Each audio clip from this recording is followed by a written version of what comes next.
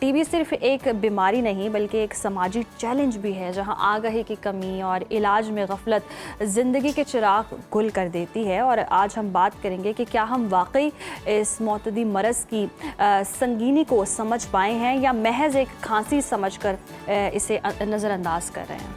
और सबसे अहम सवाल कि क्या रिवायती तरीका इलाज के साथ साथ कुदरती ज़राए या नेचुरोपैथी इसमें कोई मददगार साबित हो सकती है। टीबी के खिलाफ इंसानी मुदाफ़त और कुदरती तरीक़ाकार कितना इंपॉर्टेंट है, ये मेडिकल साइंस का हम समझ लें मुतबादिल है या फिर मौवन है, ये जान लेते हैं नेचुरोपैथी एक्सपर्ट जमील मेहरवी साहब से। स्टूडियोज़ में हमारे साथ मौजूद जमील साहब, आपको वेलकम कहते हैं सुनो पाकिस्तान में।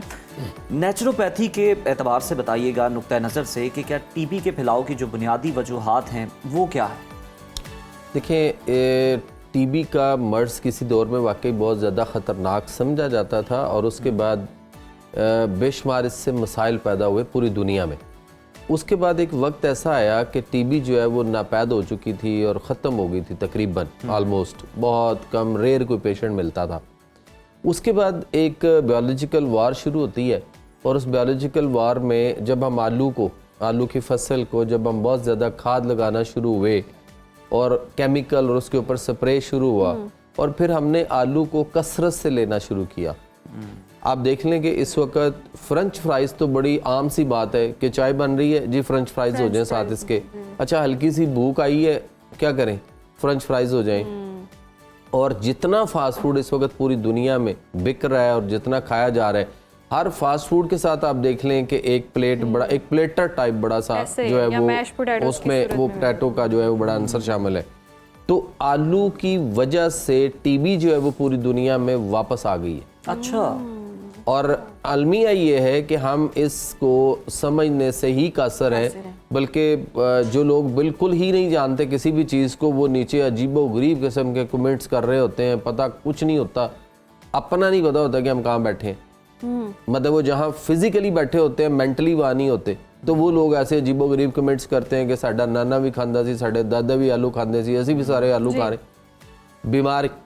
बीमारियां, उसके मसाइल हम नहीं देख रहे कि किस तेज़ी से वापस आ चुके हुए हैं। तो आलू की जो फसल है या आलू की जो इस्तेमाल है, ये ट्यूबरकुलोसिस को वापस दुनिया में ले आया है। एक ज़िमनी सवाल कि काश्त में मसला है, जो हम चीज़ें यूज़ करते हैं खाद, या हमारा उसको खाने का तरीका गलत है? नहीं, देखें, एक तो काश्त के अंदर ये है कि जो हम उसको खाद बहुत ज्यादा लगा रहे हैं और उसके बाद जो उसके ऊपर स्प्रे करते हैं, ये दो चीजें तो पहली बात है, इसको कंडेम्प्ट करते हैं हम कि ये नहीं होनी चाहिए, हमें ऑर्गेनिक चीजों की तरफ आना। मेहरवी साहब, अगर स्प्रे नहीं करेंगे तो फिर अमेरिकन सुंडी का खात्मा कैसे होगा? उस सर, अमेरिकन सुंडी कोई नहीं है, बात यह है कि मैं आपको एक चीज आज दे देता हूँ और बल्कि किसान को देता हूँ कि आप इसको चेक करके देख लीजिएगा। अगर किसी का नुकसान हो तो मैं जिम्मेदार हूँ, मैं इंशाल्लाह उसका नुकसान का मैं करूंगा।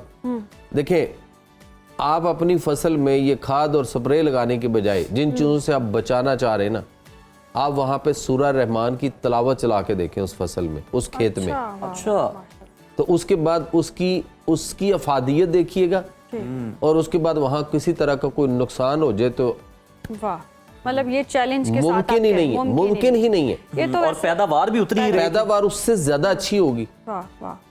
और हमारे दौर में जब हम छोटे थे, आपको याद होगा कि आलू जो है वो बहुत छोटे छोटे भी आया करते थे। जी जी जी। अब तो आप जो भी आलू लेने जाए ना, आपको आप उसे कहीं ना, मतलब पाइया आधा किलो किसी को चाहिए हो अगर, तो वो हैरान होता है कि यार मैं ये तो एक आलू डाल दिया उसने। तो इतने बड़े बड़े जो आलू है ना, वो ब्रायलर मुर्गी की तरह से हमने वो कर ली है, खाद और स्प्रे डाल डाल के उसको, और खाद ज्यादा डाली जाती है, बहुत ज्यादा डाली जाती है। ऐसे भी होते हैं वो उग भी रहे होते हैं जी। और उसके बाद दूसरी बात यह है कि उसके बाद उसको खाने का जो है वो फिर जो हमने बात कर दी कि फ्रेंच फ्राइज, चिप्स बना के, बल्कि लफ्ज़ लोगों को चिप्स भी नहीं कहना आता, लोग पंजाबी च कहते हैं आ चिप्स बना लो, ठीक है, और अन्नी पाते ने उदे।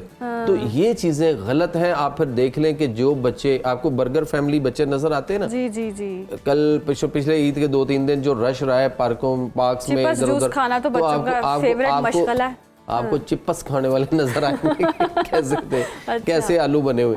तो ये चीज ना, ये उसको वापस ले आई है। इसकी वजह से आपके, और दूसरी बात इसमें कि टीबी का गलत इलाज है जो इस वक्त हो रहा है, उसमें एक माफिया है जो सिर्फ अपनी दवाइयाँ बेचना चाहता है। अच्छा। और वो उन्होंने लगा दिया है कौम को कि आपने सुबह उठ के खाली पेट ये हाफ उंगली के बराबर जितनी गोली और वो मायरन पी का इस्तेमाल अंधाधुंध 4-4 गोलियां सुबह उठ के खाली पेट खानी है। अच्छा, तो मेहरवी साहब आप इसके लिए क्या कहेंगे, जो एलोपैथिक जो है उसका मुतबादिल इलाज यानी कि नेचुरोपैथी में है टीबी और का? आलू का भी बता दें कि छोड़ दें खाना। टीबी का इलाज एलोपैथी में है ही नहीं। अच्छा। लोग ये 9 महीने 1-1 साल दवाइयां खाते हैं, उतनी देर में या मैदा खराब हो गया पहले, फिर उसके बाद जिगर खराब हुआ, हेपेटाइटिस की तरफ केस चला गया, गुर्दे खराब हो गए और मसाइल ही मसाइल हैं। और एक और चीज यहाँ मैं कहूँगा पब्लिक को कि उनको चाहिए कि वो माइक्रोडॉट एक टेस्ट है, ब्लड से होता है, लैब से वो टेस्ट करवाएं, इस से बाहर निकल आए कि हम कोई 1947 से पहले नहीं बैठे हुए कि आप सिर्फ एक वो बलगम दे दी थोड़ी सी और उसके बाद ब्लड दे दिया, उसमें ESR बढ़ा हुआ आ गया, या डॉक्टर ने ऐसे एक्सरे देखा और उसके बाद कहा कि टीबी है, बस दवाइयां खाओ। क्योंकि वो बैठा है किसी की दवाइयां बेचने के लिए, नहीं तो जड़ी गड्डी मिली है वापस चली जाएगी, उधर की बनेगा।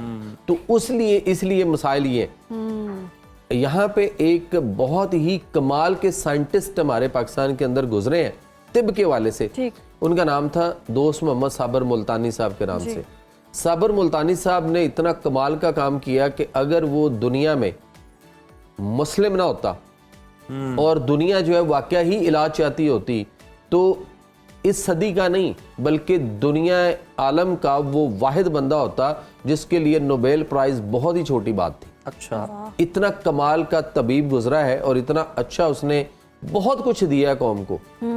और उसके आगे उसके फॉलोअर्स, उसके शागिर्द जो तबीब हैं, कमाल की प्रैक्टिस कर रहे हैं वो। लेकिन चूंकि किसी का ये वो प्रोजेक्ट ही नहीं है कि भाई लोगों को हेल्थ की तरफ, सेहत की तरफ कैसे लेके आना है, इनकी अच्छी सेहत कैसे बरकरार रखनी है, बीमारियों से कैसे निकालना है, यहाँ तो बीमारियों में फंसाए रखना है ना। बताएं भी कि दुनिया में क्या अहम किरदार अदा किया। उन्होंने अपने दौर में उनकी किताबों के अंदर लिखा हुआ है कि हल्दी जो हम घरों में इस्तेमाल करते हैं, हल्दी का और उसके साथ शीर मदार एक चीज होती है, उसका और कुछ और चीजें हैं। ये मैं पूरा फार्मूला इसलिए नहीं दे रहा कि ये हर एक से ना बनेगा ना इसको कोई बना सकता है, इसके लिए क्वालिफाइड किसी तबीब, हाज़िक तबीब का होना बड़ा जरूरी है। शीर मदार जो है ना, वो कहते हैं अक का दूध होता है। अक एक पौधा है, उसका दूध होता है, वो तोड़े तो उसमें से दूध पत्तों में से, टहनियों में से निकलता है। वो दूध जो उसको शीर मदार कहते हैं। तो बेसिकली तो वो पॉइजन टाइप है, लेकिन जब हम उसको प्रोसेस करते हैं ना हल्दी के साथ और उसको उसमें पकाना है, उसको बर्न करना है, तो वो एक प्रोसेस है। बताया इसलिए नहीं जा सकता कि वो हर कोई कर नहीं सकता। और वो पॉइजन भी अक्सर पार्क्स में जाओ तोड़ भी लो तो कहते हैं कि उसको तो मतलब वो बेहतरीन बड़ा कमाल का नुस्खा है उनका, तरियाके असगर के नाम से।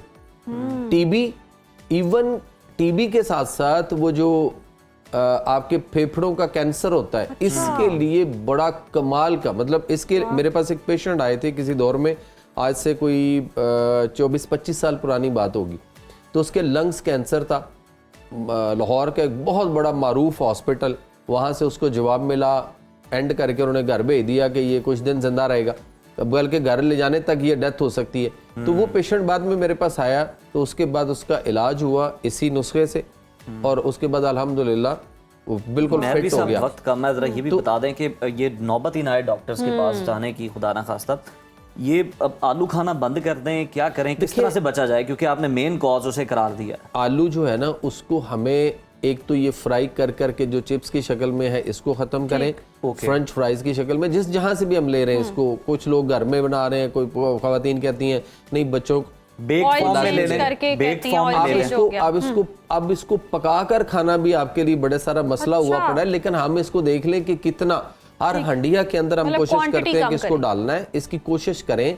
पहली बात तो ये कि किसान से गुजारिश करूंगा कि जो ये चाहता है कि मेरी एक ट्राली अगर आलू निकलेगी तो वो चाहता है मेरी 4 ट्रालियां कैसे निकलेंगी, तो वो उस चक्कर में है कि मुझे पैसा आएगा। ठीक है, तो उसको चाहिए कि वो चीजों से बाहर आए। अभी भी अगर हम जमीन को खाद लगाना छोड़ें तो अगले 3-4 साल तक जमीन का जो असर है उसके अंदर से वो बाकी रहेगा। साहब आप ये कह रहे हैं खुद ही आलू उगा लें और वहीं से फिर आप ये भी देखिए, कोशिश करनी चाहिए कि जिन चीज़ों से हमें बचा जा सकता है, जो चीज़ें ज़्यादा प्रॉब्लम कर रही हैं उसे हम अवॉइड तो करना चाहिए ना। ठीक, सही। और दूसरी बात यह है कि ये जो टेस्ट है बगैर टेस्ट करवाए, जो माइक्रोडॉट है ब्लड से, अगर माइक्रोडॉट टेस्ट आपका पॉजिटिव आता है तो किसी नेचुरोपैथ से मिलें ठीक है। जो आपको प्रॉपर तरीके से, जिसके साइड इफेक्ट भी कोई ना हो और बड़े आराम से आप बिल्कुल उस साइड बीमारी इफेक्ट से भी ना बाहर हो। निकल और आए। जिस तरह से सही, मैरवी कोई साहब ने कहा natural way कि में मैरवी साहब ने आपकी- जिस तरह से कहा कि आलू ना डालें किसी भी हंडिया के अंदर, ये बड़ा इंपॉर्टेंट है। बिल्कुल मैरवी साहब, बहुत शुक्रिया आपके वक्त का।